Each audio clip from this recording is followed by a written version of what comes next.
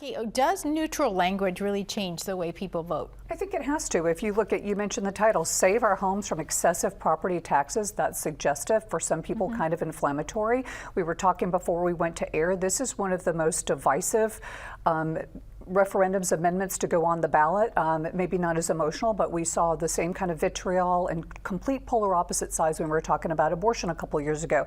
What we're talking about now, again, is hitting people's pocketbooks, and that's a very emotional topic. I think that this summary, you know, we're paying for these things to go out. This summary should be like Webster's dictionary, which is what this judge is trying to get it to be. It's a clear definition and it's transparent without trying to market. There should never be marketing on a ballot. And the Attorney General was ordered by the judge to reword this within 10 days, and he did that.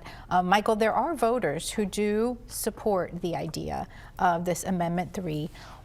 Is there a clear champion for them over the next few months so that they can raise awareness of this position? Yeah, none has emerged. Even Byron Donalds, when he's talking about it, he seems to be hinting that he doesn't expect it to pass, because he says if this doesn't pass, then he'll create a commission that will look at the taxes, and then we'll really address it when I'm governor. Which suggests that he says he's in favor of it, but I don't hear him talking about it.